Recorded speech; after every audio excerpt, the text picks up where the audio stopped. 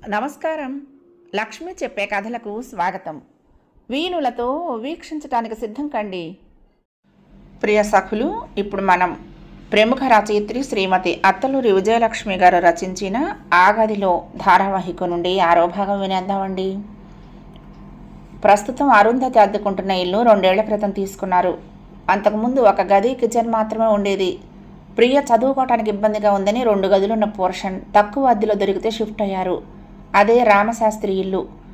అనుకోకుండా తన ఇంట్లోకే చేరిన అరుంధతిని గుర్తుపట్టిన రామశాస్త్రి ఆమె ద్వారా జరిగింది తెలుసుకుని చాలా బాధపడ్డాడు. సుందరయ్య చేసిన మోసం తెలుసుకుని మండిపడ్డాడు. అప్పట్నుంచి అరుంధతిని, ప్రియని సొంత పిల్లల్లా చూసుకోవటం మొదలుపెట్టారు ఆ దంపతులు.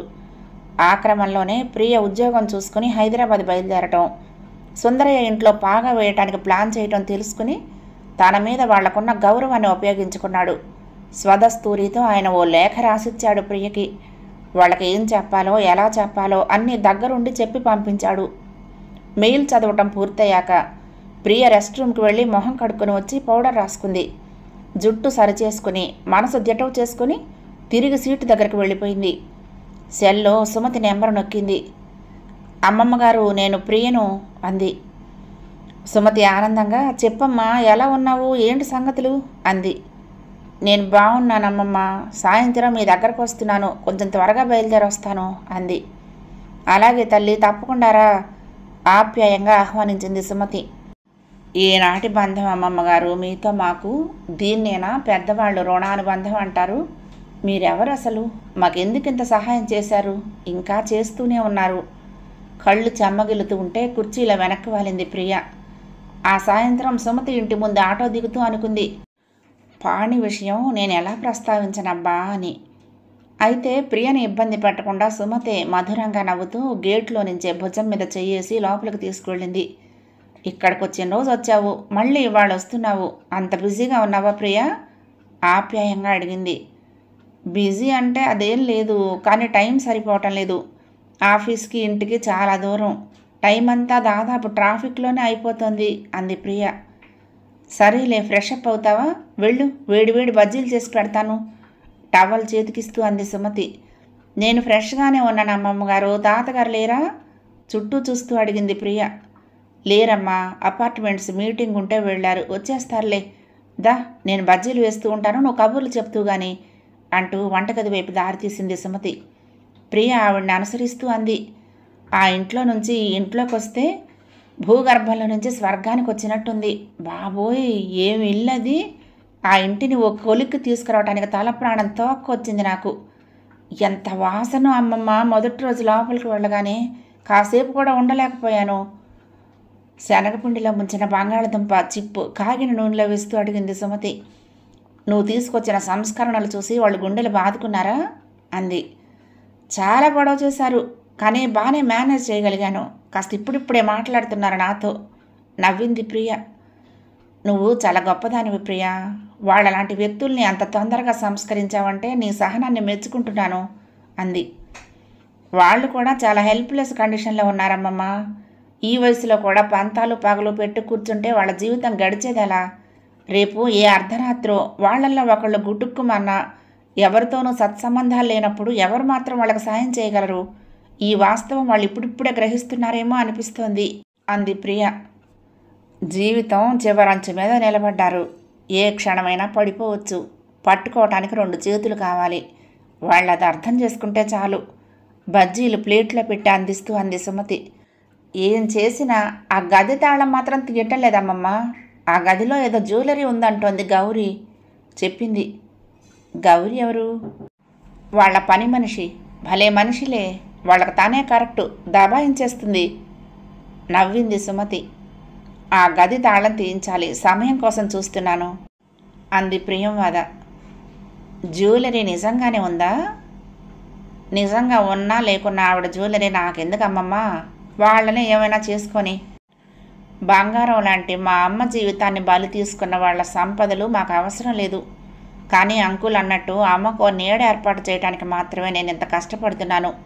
పిచ్చివాడైనా ఫలానా వాడి భార్యగా, ఫలానా వారి కోడలుగా ముద్రపడిన అమ్మకు ఆ ఇంటి మీద ఉన్న హక్కులు ఉపయోగపడాలనేదే నా తాపత్రయం. చెలించిపోతూ అంటున్న ప్రియను దగ్గరకు తీసుకుని అంది సుమతి. నాకు తెలీదా తల్లి మీ మనసులు, సరదా కన్నానమ్మా అన్నట్టు పాణికోసారి మెయిల్ ఇవ్వు, నీతో ఏదో మాట్లాడాలిట అంది సుమతి. పాణి ప్రస్తావన రాగానే కళ్ళ నుండి జారిన కన్నీరు తుడుచుకుంటూ నవ్వింది ప్రియ. పాణి చదువైపోయింది, ఉద్యోగం కూడా వచ్చిందిట. పరిమళ గారు చెప్పారు. మీ విషయం నేను చూచాయిగా ప్రస్తావించాను. అతను త్వరలో వస్తాట, వచ్చాక మాట్లాడదాం అన్నారావిడ. ప్రియ చెక్కిళ్ళు ఎర్రబడ్డాయి, పెదాలు కంపించాయి, కళ్ళు సిగ్గుతో వాలిపోయాయి. మౌనంగా ఉండిపోయింది. నేను స్లిప్ మీద అతని ఈమెయిల్ ఐడి రాసిస్తాను అంటూ సుమతి అక్కడే ఉన్న టేబుల్ మీద నుంచి తెల్ల కాగితం సగం చింపి దాని మీద రాసి ప్రియకిచ్చింది. ప్రియ ప్లేటు పక్కన పెట్టి ఆ కాగితం అందుకుంది. ప్రియ మొహం చూస్తూ అంది సుమతి, చాలా మంచి పిల్లాడు. ఇన్నేళ్ల మీ స్నేహంలో ఏనాడు హద్దు మీరలేదు కదూ. నిన్ను కేవలం స్నేహితురాలిగానే చూశాడు. అక్కడికి వెళ్ళి కూడా తిక్క వేషాలేం వేయలేదుట. చాలా బుద్ధిమంతుడమ్మా, నువ్వు అదృష్టవంతురాలివి. ప్రియ అణువణువు జల్లుమంది. కానీ ఏదో సందేహం. అతను ఒప్పుకుంటాడా? అతనికి ఇష్టమేనా? ఆమె మనసులో భావాలు గ్రహించిన దానిలా అంది సుమతి. అతనితో చూచాయిగా చెప్పారట పరిమళ గారు. నీకు ఇష్టం అవునో కాదో అడగమన్నట్ట, తనే మాట్లాడతానన్నట్ట. అయినా మీరిద్దరూ ఫ్రెండ్స్ అయి ఉండి 2 ఏళ్ల నుంచి ఒక్కసారి కూడా మెయిల్స్ ఇచ్చుకోలేదంటే ఆశ్చర్యంగా ఉంది అంది సుమతి. కానీ నేను ఈ మధ్య కదా అమ్మమ్మ ల్యాప్టాప్ కొనుక్కున్నాను అంది ప్రియ. ఓ అది నిజమే ఒప్పుకుంటూ కాఫీ కలపసాగింది సుమతి. కాఫీ తాగి కాసేపు కూర్చుని, లేట్ అవుతుంది అమ్మమ్మ, వెళ్తాను, ఈసారి వచ్చినప్పుడు తాతగారిని కలుస్తాను అంటూ బయలుదేరింది ప్రియ. అలాగే జాగ్రత్త అంటూ సాగనంపింది సుమతి. ఆ రాత్రే ప్రియ పాణికి మెయిల్ చేసింది. ఎలా ఉన్నారు? నేను గుర్తున్నానా? ఈ మధ్య ల్యాప్టాప్ కొన్నాను. అమ్మమ్మ గారు మీ ఐడి ఇచ్చారు. మీ స్టడీస్ అయిపోయిందని తెలిసింది. ఎప్పుడు వస్తున్నారు? రిప్లై ఇస్తారని ఆశిస్తాను. క్లుప్తంగా ఇంగ్లీష్లో టైప్ చేసి సెండ్ దగ్గర కాసేపు తటపటాయించి నొక్కింది. సరిగ్గా అరగంటలో ఆమెకు అతని దగ్గర నుండి రిప్లై వచ్చింది. హలో ప్రియా, ఏంటి 2 ఏళ్ల గ్యాప్లోనే కొత్తగా ఫీల్ అవుతున్నావా? మీరు అంటున్నావు. ఎలా ఉన్నావు? నువ్వేదో అడ్వెంచర్ చేస్తున్నావని విన్నాను. మంచి పని చేస్తున్నావు. I'm happy. నీకోసం మీ అమ్మగారు ఎంత కష్టపడ్డారో నాకు తెలుసు. ఆవిడ కోసం నువ్వు ఈ పని చేయటం నేను హర్షిస్తున్నాను. ఎనీవే, నువ్వెలా ఉన్నావు? నీ జాబ్ ఎలా ఉంది? అమ్మ నాతో పెళ్లి విషయం మాట్లాడింది. నీ అభిప్రాయం ఏంటి? మనం ఎప్పుడూ ఈ విషయాలు మాట్లాడుకోలేదు. ఇప్పుడు నేను సడన్గా నాకు ఇష్టమే అని చెప్పడం ధర్మం కాదు. నీ అభిప్రాయం కూడా తెలుసుకోవాలి కదా. వెంటనే జవాబిస్తావని ఆశిస్తున్నాను. బై ది బై, నీ లేటెస్ట్ ఫోటో ఏదైనా ఉంటే నాకు పంపించు. అఫ్కోర్స్ నువ్వు చాలా అందంగా ఉంటావు, కానీ ఈ 2 ఏళ్లలో ఏదైనా మార్పులు వచ్చాయా అని చూస్తాను. ప్రియకు ఒక్కసారిగా పచ్చిక బయళ్ల మీద పరుగులు పెడుతున్నట్లు, నెమళ్లతో కలిసి నాట్యం చేస్తున్నట్టు, రంగురంగుల పూలన్నీ తన గుండెల మీద రాలుతున్నట్లు మనసంతా ఉల్లాసంగా, ఆనందంగా, ఆహ్లాదంగా మారిపోయింది. అప్పటి వరకు ఉన్న ఇన్హిబిషన్స్ అన్నీ ఊదేసినట్లయింది. చకచక రిప్లై ఇచ్చింది. అలాగే తను సేవ్ చేసి పెట్టుకున్న ఫోటోలోంచి అందంగా తీయించుకున్న ఒక ఫోటో కూడా పంపించింది. Wow, really you are beautiful Priya. నాకు ఇప్పుడు అనిపిస్తోంది, ఇంతకాలం ఇంత అందమైన అమ్మాయికి సన్నిహితంగా ఉంటూ కూడా ఒక్కసారి కూడా ముద్దు పెట్టుకోలేదు. నేను స్టూపిడ్ని కాదు. ఛీ, సిగ్గులేదు. గుండెల్లో తేనె చుక్కలు పడుతున్నట్లు మధురంగా మారుతున్న తన భావాలకు సిగ్గుపడుతూ కళ్ళు అరచేతులతో మూసుకుంది. ఆమె రిప్లై వెళ్లకుండానే పాణి నుంచి మరో రిప్లై. ఏయ్ ప్రియా, సిగ్గుపడుతున్నావా? పర్లేదులే, మన పెళ్ళయ్యాక అప్పటి నుండి మిస్ అయిన ముద్దులన్నీ ఒకేసారి ఇస్తాను. నేనేదో సినిమాలో చూశాను ఈ మధ్యే. నా రూమ్మేట్ తెలుగు సినిమాలన్నీ డౌన్లోడ్ చేసి చూపిస్తూ ఉంటాడు. అందులో ఒక ఆవిడ, ఆ ఆర్టిస్ట్ పేరు తెలియదు నాకు. నీకు తెలుసుగా, నేను సినిమాలు పెద్దగా చూసేవాడిని కాదు కదా. ఆమె చిన్నప్పటి నుంచి మాట్లాడలేదని పెద్దయ్యాక ఆ మాటలన్నీ మాట్లాడిస్తూ ఉంటుంది. మంచి కామెడీ. అలాగే నేను కూడా. ప్రియ ల్యాప్టాప్ పక్కన పెట్టేసి బెడ్ మీద బోర్లా పడుకుంది. ఆ క్షణంలో ఆమె మనసులో కలుగుతున్న భావ పరంపరలో పాణి అతనితో గడపబోయే మధురమైన జీవితం ఊహించుకుంది. ఏవేవో తీయటి ఊహలు. అలా మధురోహలతోటే కళ్ళు మూసుకుంది. ఆ తర్వాత నుండి రోజు వాళ్ళిద్దరి మధ్య మీల్స్ కొనసాగాయి. ఓ ఆదివారం కామేశ్వరమ్మను, సుందరయ్యను బలవంతంగా తీసుకుని పబ్లిక్ గార్డెన్స్కి బయలుదేరింది. కాసేపు అలా ఫ్రెష్ ఎయిర్లో తిరగాలి, ఇక్కడెక్కడా అది లేదు, రండి పబ్లిక్ గార్డెన్కి వెళ్దామంటూ లేవదీస్తూ ఉంటే ముందు మొరాయించిన, జీవితంలో మొదటిసారి తమతో అంత ఆప్యాయంగా, అభిమానంగా మాట్లాడుతూ తమ యోగక్షేమాలు చూసుకుంటున్న ప్రియ పట్ల ఆ వృద్ధులిద్దరి మనసుల్లో ఒకంత పాజిటివ్ అభిప్రాయం ఏర్పడింది. ఎవరింత ప్రేమగా మాట్లాడారు ఇంతకుముందు? ఏ జన్మ అనుబంధమో ఈ పిల్లతో వద్దనుకుంటూనే దగ్గరవుతున్నారు. ఎక్కడో అట్టడుగు పొరల్లో నిద్రాణమై ఉన్న వాత్సల్య అభిమానాలు ఆ పిల్ల మీద అప్పుడప్పుడు పిచికారీ చేస్తున్నట్లు పెళ్ళిబుకుతున్నాయి. తను మధ్యలో నిలబడి ఇద్దరి చేతులు పట్టుకుని బలవంతంగా నడిపిస్తూ ఉంటే అప్పుడే అడుగులు వేస్తున్న పసిపిల్లల్లా అనిపించారు ప్రియకి. జాలేసింది. సామాజిక బహిష్కరణకు గురైన ఇలాంటి వాళ్ళంతా ఇలాగే పైశాచికంగా మారతారేమో. వాళ్ళకి కొంచెం ప్రేమాభిమానాలు దక్కితే మనుషుల్లో పడటానికి ఎక్కువ సమయం పట్టదేమో అనుకుంది ప్రియ. వాళ్లలో వస్తున్న మార్పులు గమనిస్తూ ప్రియ కృషి ఫలిస్తోంది. ఆ వృద్ధుల్లో మార్పు వస్తోంది. ప్రియతో టీవీ సీరియల్స్ గురించి మాట్లాడటం, మధ్య మధ్య మీ అమ్మ ఉత్తరాలు రాస్తోందా అంటూ అడగటం లాంటివి చేస్తున్నారు. ఆ రోజు సాయంత్రం ప్రియ ఆఫీసు నుండి వచ్చాక టీ తాగొచ్చి వాళ్ళ ముందు కూర్చుంది. ఎలా ఉన్నారు మీరిద్దరూ? మందులు వేసుకున్నారా మధ్యాహ్నం? అడిగింది పెద్దవాళ్ళిద్దరినీ చూస్తూ. వేసుకుంటున్నాం. అయినా ఎందుకు అమ్మాయి మా మీద నీకెంత శ్రద్ధ అన్నాడు సుందరయ్య. అదేంటి తాతగారు, అదే నా సొంత తాతగారైతే చెయ్యనా? మీకెవరూ లేరు చూసుకోవటానికి. నేను ఇక్కడ ఉండి చూసుకోకపోతే ఎలా? అది ధర్మం కాదు కదా అంది. వాళ్ళేం మాట్లాడలేదు. వాళ్లకు తెలుసు ధర్మాధర్మాల గురించి, న్యాయాన్యాయాల గురించి మాట్లాడే అర్హత తమకు లేదని. అందుకే మౌనంగా ఉండిపోయారు. ప్రియ నెమ్మదిగా అంది, నేను మిమ్మల్ని ఒకటి అడగాలనుకుంటున్నాను, అడగొచ్చా? ఇద్దరూ ఒకేసారి ఆమె వైపు చూశారు. ఏం అడగాలనుకుంటోంది? ఒక్కసారి గుండె జల్లుమంది ఇద్దరికి. ఈ ఇంట్లో జరిగిన అనేక ఘోరాలకు వాళ్ళు మాత్రమే సాక్షులు. ఇంతవరకు ఆ విషయాలు ఎవరితోనూ చర్చించలేదు. అసలు జరిగిపోయినవి తలుచుకోలేదు. ఈ అమ్మాయికి ఆ విషయాలు ఏమన్నా తెలిసాయా? ఆ వివరాలు అడుగుతోందా? అందుకే ఎవరూ మాట్లాడలేదు. ప్రియ కొంచెంసేపు మౌనంగా ఉండిపోయింది వాళ్ళ సమాధానం కోసం చూస్తూ. చివరికి ఏమనుకున్నాడో సుందరయ్య. అడుగు అన్నాడు. ఏం లేదండి, వచ్చే నెల 2వ తేదీ ఈ ఊళ్ళో మా కజిన్ మ్యారేజ్ ఉంది. అమ్మ, అమ్మమ్మ, తాతయ్య వస్తున్నారు. మ్యారేజ్కి నేను వెళ్తాను. వచ్చేటప్పుడు వాళ్ళు నాతో వస్తారు. 2 రోజులు నా దగ్గర ఉండాలనుకుంటున్నారు. మీకేం అభ్యంతరం లేకపోతే. ఒక్కసారి ఇద్దరు గట్టిగా శ్వాస తీసుకున్నారు. దానికేం ఉండమను, 2 రోజులేగా, శాశ్వతంగా ఉండిపోతారా ఏం? పర్వాలేదులేమ్మా, ఉండమను తేలిగ్గా అంది కామేశ్వరమ్మ.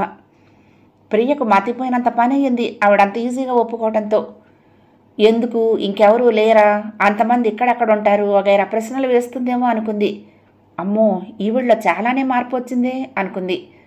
థ్యాంక్స్ అండి, కాకపోతే నా రూమ్, సారీ, నేనున్న రూమ్ చాలా చిన్నది. ఒకే మంచం ఉంది. హాల్లో కూడా ఈ 2 మంచాలు కాక ఖాళీగా ఉన్న ప్లేసు. వంటగదిలోకి అటు ఇటు నడవటానికి మాత్రమే ఉంది. చలికాలం కదా, వరండాలో పడుకోవటం కష్టం. అందుకని ఆ రూమ్ ఖాళీగానే ఉన్నట్టుంది కదా, తాళం తీయిస్తే నేను క్లీన్ చేయిస్తాను అంది ప్రియమద. ఆహా, వీల్లేదు గట్టిగా అంది కామేశ్వరమ్మ. ఆవిడ మొహంలో హఠాత్తుగా ఆవేశం కనిపించింది. నీకెందుకు ఆ గది? అది ముట్టుకోవద్దు. నీ గదిలో సరిపోతే పడుకోబెట్టుకో, లేదంటే వెళ్ళిపోమ్మను. ఆ గది గురించి మాట్లాడొద్దు. ఆ స్వరంలో వినిపిస్తున్న కోపానికి విస్తుపోయింది ప్రియ. ఎందుకంత ఆవేశం వస్తుంది ఆవిడకు? ఆ గదిలో ఏముంది? వింటున్నావా? ఎట్టి పరిస్థితుల్లోనూ ఆ గది కోసం ఆలోచించొద్దు. ఇప్పటి వరకు మా కోసం చేస్తున్నావని నువ్వు చేసిన కొన్ని పనులు సమర్థించి ఊరుకున్నాను. నువ్వు కొంచెం హద్దుల్లో ఉండు. ప్రియ మౌనంగా తలొంచుకుని అక్కడి నుండి లేచి తన గదిలోకి వెళ్ళిపోయింది. ఈ అమ్మాయిని ఎక్కడుంచాలో అక్కడుంచాలి. ఇసుంట రమ్మంటే ఇల్లంతా ఆక్రమిస్తోంది.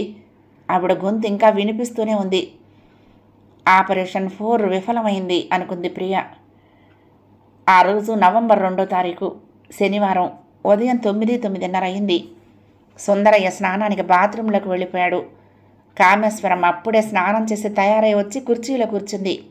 ఇప్పుడు ఆవిడ తనంతట తనే స్నానం చేయగలుగుతుంది. కొన్ని పనులు తనంతట తనే చేసుకుంటోంది. నాన్నమ్మ, ఈరోజు నేను పెళ్లికి వెళ్తున్నాను అంటూ వచ్చింది ప్రియ. ఆవిడ తలెత్తి చూసి ఉలిక్కిపడింది. రాయల్ బ్లూ పట్టుచీర, మెడలో చిన్న లాకెట్టున్న సన్నటి గొలుసు, చెవులకు జోకాలు, కళ్ళకు కాటుక, నుదుట దోసగింజ ఆకారం స్టిక్కర్, జడ వేసుకుని మహాలక్ష్మిలా వచ్చి ఎదురుగా నిల్చున్న ఆ పిల్లను చూడగానే ఆవిడకొక్కసారిగా ఒళ్ళు జలతరించింది. ఇన్ని రోజుల నుండి ఆధునిక దుస్తుల్లో కనిపిస్తూ ఉంటే పెద్దగా పట్టించుకోలేదు. కానీ ఈ పిల్ల ఈ పిల్ల ఎవరోలాగా అనిపిస్తోంది, ఎక్కడో చూసినట్టుంది. ఆవిడ నొసలు చిట్లించి తదేకంగా చూడసాగింది. ఏంటలా చూస్తున్నారు? గుర్తులేదా? ఆ రోజు చెప్పానుగా మా కజిన్ పెళ్ళని. అమ్మ వాళ్ళు ఆల్రెడీ మ్యారేజ్ హాల్కి వెళ్ళిపోయారు. సాయంకాలం అందరం కలిసి ఇక్కడికి వస్తాం అంది. ఆవిడకి అవేం వినిపించటం లేదు. ఈ అమ్మాయిని ఎక్కడో చూశాను, ఎక్కడ చూశాను అనుకుంటోంది. ఉప్మా చేసి పెట్టాను నానమ్మగారు. తాతగారు రాగానే మీరిద్దరూ తినేయండి. ఇదిగో కాఫీ కూడా ఫ్లాస్క్లో పోసాను. వంట అయిపోయింది. మీకు గౌరీ వచ్చి అన్నీ ఇస్తుంది. అప్పటికే టేబుల్ మీద రెడీగా పెట్టిన ఫ్లాస్క్, హాట్ ప్యాకు, 2 ప్లేట్లు, గ్లాసులు, మంచినీళ్ళ జగ్గు రెడీగా పెట్టింది. ఆవిడ తనను తాను సర్దుకుని సరే వెళ్ళిరా అంది. ప్రియ ఆవిడ వాలకానికి కొంచెం ఆశ్చర్యపోతూ అక్కడి నుండి వెళ్ళిపోయింది. వరండాలో పెట్టుకున్న కొత్త చెప్పులు వేసుకుని మెయిన్ గేట్లో నుంచి వెళ్తూ ఉంటే అంతరాత్మ శభాష్ ప్రియ, సాధించావు అని వీపు తట్టినట్లు అనిపించింది. నిజానికి ప్రియ వెళ్తున్నది తన స్నేహితురాలి పెళ్లికి. ఆ రోజు రైల్లో బయలుదేరి మధ్యాహ్నానికి అరుంధతి వస్తోంది. గోపాల్ కూడా 2 రోజులు సెలవు పెట్టి మరీ వచ్చాడు బెంగళూరు నుండి. సుమతిని, విశ్వనాథాన్ని తీసుకుని గోపాల్ స్టేషన్కి వస్తాడు. అందరూ కలిసి తామనుకున్న చోటుకు వెళ్ళాలి. ఈరోజే తను ఆడుతున్న నాటకంలో ఆఖరి అంకం. ఇది సుఖాంతం అవుతుందో విషాదాంతం అవుతుందో చూడాలి. ఏం జరిగినా ఎదుర్కోవడానికి సిద్ధపడమని అరుంధతికి చెప్పింది. నాకెందుకో రావాలని లేదు ప్రియా. ఇంకా వాళ్లతో మనకేంటి సంబంధం? సంబంధం తెంచుకుని వచ్చి 20 ఏళ్ళయింది. మన బతుకులు మనం బతుకుతున్నాం. మళ్ళీ అక్కడికి వెళ్ళి లేనిపోని కష్టాలు కొని తెచ్చుకోవటం దేనికి అంది నిస్సహాయంగా ముందు రోజు ఫోన్లో. లేదులేమ్మా, గోపాల్ అంకుల్ చెప్పిన విషయం మర్చిపోయావా? సంబంధం లేదనుకున్నప్పుడు నా తండ్రి పేరుగా అతని పేరు ఎందుకు రాశావు? నా ఇంటి పేరుగా వాళ్ళ ఇంటి పేరు ఎందుకు రాశావు? కాబట్టి మనకున్న హక్కు మనం పొందుదాం. వాళ్ళు ఎంతకాలం ఉంటారు? నువ్వేం భయపడకు, నేనున్నాను అని ఎంతో నచ్చజెప్పిన మీదట బలవంతంగా ఒప్పుకుంది అరుంధతి. ప్రియ గోపాల్ అంకుల్కి ఫోన్ చేసింది. అంకుల్, నేను బయలుదేరాను. నా ఫ్రెండ్ మ్యారేజ్ అటెండ్ అయ్యి అటునుంచి అటే స్టేషన్కి వస్తాను. మ్యారేజ్ సికింద్రాబాద్లో, సరేనా అంది. అంతా ఓకే కదా అడిగాడు గోపాల్. ఎస్ అంకుల్, అంతా ఓకే నవ్వింది. గుడ్, స్టేషన్లో కలుద్దాం అన్నాడు. ఫోన్ డిస్కనెక్ట్ చేసి ఆటో పిలిచి ఎక్కింది. మధ్యాహ్నం దాటి సాయంత్రం వైపు కాలం పరిగెడుతోంది. కామేశ్వరమ్మ, సుందరయ్య మధ్యాహ్నం నిద్ర ముగించి అప్పుడే లేచారు. బయట ఆటో ఆగిన శబ్దం, కొన్ని క్షణాల తర్వాత గేటు తీసిన శబ్దం వినిపించి ఇద్దరూ ఒకేసారి కిటికీలో నుంచి బయటకు తొంగి చూశారు. వాళ్ళు వచ్చినట్టున్నారు అన్నాడు సుందరయ్య. రానివ్వండి, హారతివ్వమంటారా ఏం అంది వెటకారంగా కామేశ్వరమ్మ. తలుపు తీయాలిగా అంటూ మంచం మించి లేస్తూ నెమ్మదిగా నడుస్తూ వెళ్ళి తలుపు తీశాడు. ముందు ప్రియ, ఆమె వెనకాల గోపాల్, ఆ తర్వాత విశ్వనాథం, సుమతి, అందరికన్నా ఆఖరణ అరుంధతి లోపలికి వస్తున్నారు. ఆయన కళ్ళు చికిలించి చూస్తూ ఏంటి ఎంతమంది వస్తున్నారు అన్నాడు గొణిగినట్టుగా. ఎంతమంది ఏమిటి ఆవిడ అడుగుతూ ఉండగానే ప్రియ లోపలికి వచ్చి తాతగారు మా వాళ్ళు వచ్చారు అంది. గోపాల్ ప్రియ వెనకాల నిలబడి తండ్రికి దారిచ్చాడు. నమస్కారం సుందరయ్య గారు. విశ్వనాథం చేతులు జోడిస్తూ వచ్చాడు. సుందరయ్య కళ్ళజోడు తీసి యగాదిగా చూస్తూ నువ్వు నువ్వు నేను విశ్వనాథం, ఈవిడ నా భార్య సుమతి అంటూ భార్య భుజం చుట్టూ చెయ్యేసి చెప్పాడు విశ్వనాథం. సుమతి నవ్వుతూ నమస్కారం, కులాసాగా ఉన్నారా అంది. కామేశ్వరమ్మ వాళ్ళని చూడగానే తుళ్ళిపడింది. మీరా అంది. అవునండి. మీరు మరి ఈ పిల్ల? తల వంచుకొని భయంగా నిలబడ్డ అరుంధతిని చెయ్యి పట్టు లాగి చూపిస్తూ ఈవిడ ప్రియ తల్లి అంది సుమతి. ఒక్కసారిగా అక్కడ బాంబు పేలినట్టు అయింది. అరుంధతి పచ్చటి రంగు, పెదవి కింద కుడివైపు పుట్టుమచ్చ, అందమైన తలకట్టు. ప్రియ ఆవిడ వెనక్గా వచ్చి అరుంధతి జడ ముందుకేసింది. ఎంత ధైర్యం మీ అందరికీ, మాతో నాటకాలు ఆడతారా? ఆవిడ ఆవేశంతో వణికిపోతూ లేచొచ్చి ప్రియను చూస్తూ ఏమే అన్నీ తెలుసుకుని వచ్చి నా ఇంట్లో చేరి మమ్మల్ని మోసం చేస్తావా అంటూ ప్రియని జబ్బ పట్టుకొని లాగింది. ప్రియ ఆవిడ చెయ్యి విడిపించుకుని శాంతంగా చెప్పింది. మిమ్మల్ని మోసం చేయటానికి రాలేదండి. మీరు చేసిన మోసం మీకే చెప్పడానికి వచ్చాను. ఈవిడే నా తల్లి. మీరు మోసంతో వంచనతో పిచ్చివాడైన మీ అబ్బాయికి పెళ్లి చేసి చిత్రహింసలు పెట్టిన అరుంధతి ఈ జడే కదండి ఈవిడకి అందాన్ని ఇస్తోందని ఈ జడతో పరాయి మగాళ్ళను ఆకర్షిస్తోందని కట్ చేసి వికారంగా మార్చారు. కానీ ఒక్క విషయం మర్చిపోయారు. జుట్టు కత్తిరించుకున్నా మళ్ళీ వస్తుందండి, కానీ గుండె కత్తిరిస్తే రాదు. ఏమిటేవో ఆగుతున్నావు? అవును చేశాను, అయినా లేచిపోయింది. సిగ్గులేని దాన్ని ఎందుకు తీసుకొచ్చావు మా ఇంటికి? వగరుస్తూ అంది కామేశ్వరమ్మ. ముందు వాళ్ళని బయటికి నెట్టవే అరిచాడు సుందరయ్య. ప్రియ ఆయన ముందుకెళ్ళి సూటిగా చూస్తూ అంది. ఎలా నెడతారు? ఈ ఇంటికి వారసురాలి నేను. ఎలా నెడతారండి? సరే తాతగారు, నేను మీతో దెబ్బలాడాలని మిమ్మల్ని బాధ పెట్టాలని ఈ నాటకం ఆడలేదు. ఏది ఎలా ఉన్నా మీరు నా తాత నానమ్మ. పెద్ద వయసులో ఉన్న మీరు ఎవరూ లేక ఎన్ని కష్టాలు పడుతున్నారో అని మీకు సహాయంగా ఉండాలని వచ్చాను.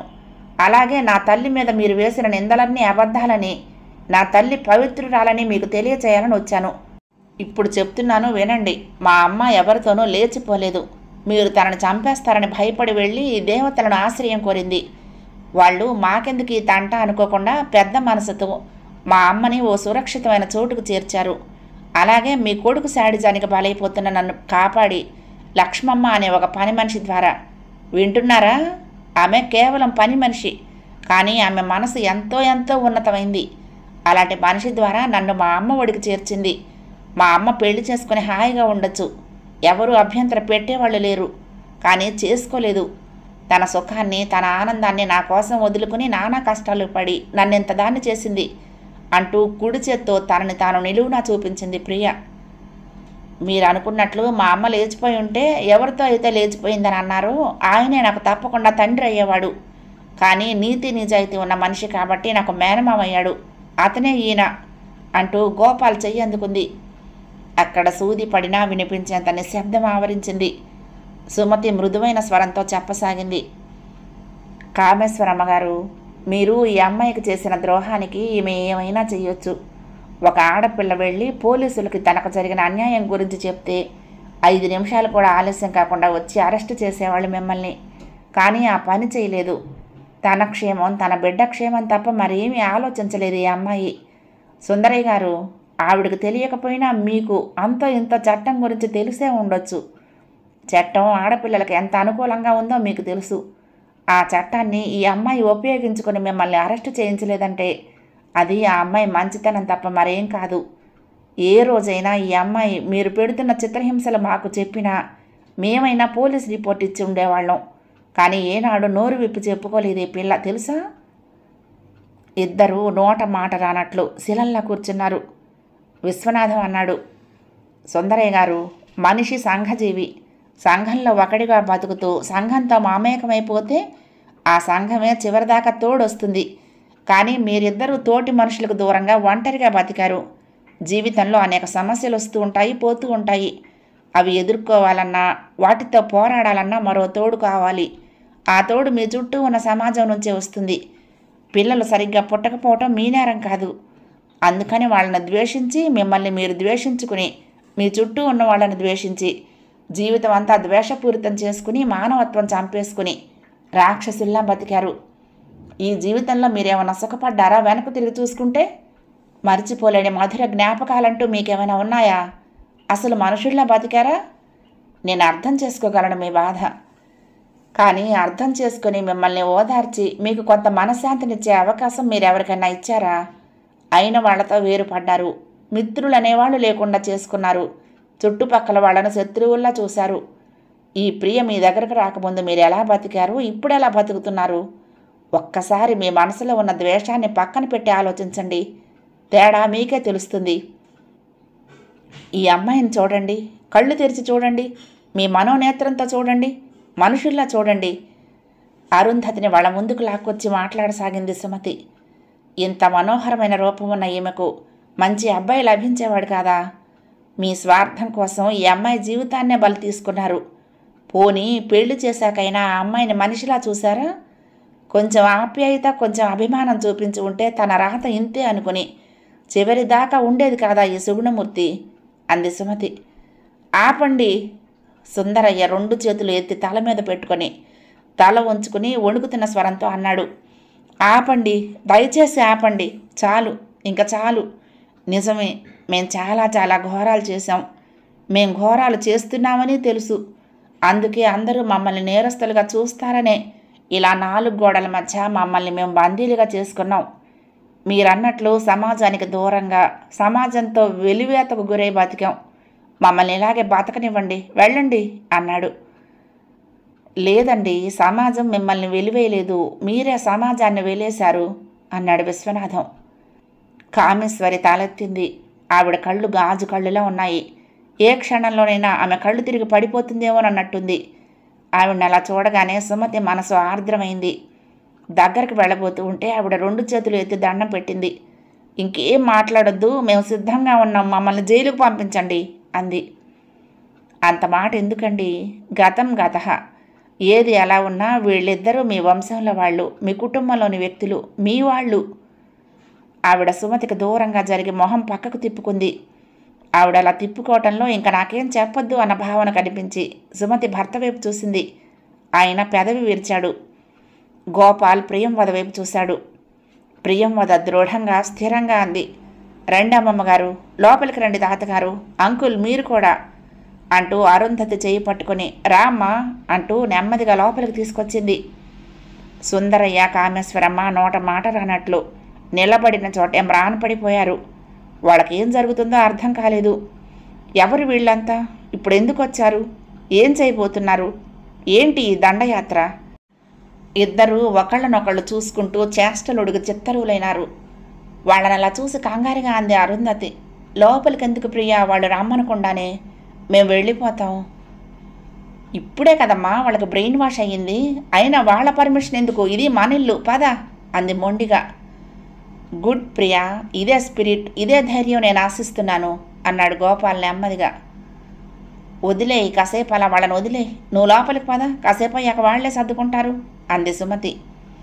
అరుంధతి తనను చిన్నపిల్లలా నడిపిస్తున్న ప్రియను ఆసరాగా చేసుకుని లోపలికి నడుస్తూ ఉంటే ఆమె కళ్ళు వర్షించసాగాయి. ఈ హాల్లో, ఈ వంటగదిలో, ఈ పరిసరాల్లో తిరిగిన, అనుభవించిన భయంకరమైన జీవితం ఆమె కళ్ళ ముందు గిరగిరా తిరగసాగింది. ఎన్ని కష్టాలు, ఎన్ని కన్నీళ్లు, ఎంత నరకం మళ్ళీ ఇక్కడికి వస్తుందనుకుందా? దుఃఖంతో వణికిపోతున్న అరుంధతిని తన గదిలోకి తీసుకొచ్చి మంచం మీద కూర్చోబెడుతూ అంది ప్రియ. కూర్చోమ్మా, కొంచెం రిలాక్స్ అవ్వు. అరుంధతి చివ్వున మంచం నుంచి లేచి వణికిపోతూ అంది. వద్దు వద్దు, నేను ఇక్కడ కూర్చోలేను, నేను ఇక్కడ ఉండలేను, నాకు భయం వేస్తుంది ప్రియా, వెళ్ళిపోదాం. నాకు ఈ ఇల్లు వద్దు, ఈ మనుషులు వద్దు, వెళ్ళిపోదామమ్మా. ప్రియతో పాటు సుమతి, విశ్వనాథం, గోపాల్ కూడా విభ్రాంతిగా చూశారు. అరుంధతి. విశ్వనాథం హిస్టరిక్గా ఏడుస్తున్న అరుంధతి భుజాలు పట్టుకొని కుదుపుతూ అన్నాడు. ఏంటమ్మా, ఏమైంది? ప్రియా తలుపేసేయి, వాళ్ళు వింటారు కంగారుగా అన్నాడు. ప్రియ తలుపేసేసింది. గోపాల్ జాలిగా అన్నాడు. అరుంధతి, నేను అర్థం చేసుకున్నాను నీ ఆవేదన. నీ గత జీవితం గుర్తొస్తోంది ఇక్కడికి రాగానే కదూ? సుమతి ఆప్యాయంగా అరుంధతిని దగ్గరికి తీసుకొని ఆమె కళ్ళు తుడుస్తూ అంది. మామూలు కష్టాలేమన్నా పడిందా మర్చిపోవటానికి? కానీ తప్పదు అరుంధతి, పెద్దదాన్ని చెప్తున్నాను. ఒక్కసారి వాళ్ళ స్థానంలో నిలబడి ఆలోచించు. మామూలు మనుషులు వాళ్ళు, వాళ్ళేం ఉత్తములు కాదు. నిజానికి ఈ ప్రపంచంలో ఉత్తములు కొద్దిమందే, అధములు చాలామంది ఉంటారు. అధముల బలహీనతలను క్షమించటమే ఉత్తముల లక్షణం. అలా అని నీ అంతరాత్మను చంపుకుని వాళ్లకు సేవలు చేయమని నేను అనను. కానీ ఆలోచించు, ఇంటి పేరు మార్చుకోలేకపోయావు, ప్రియ తండ్రి పేరు మార్చలేకపోయావు.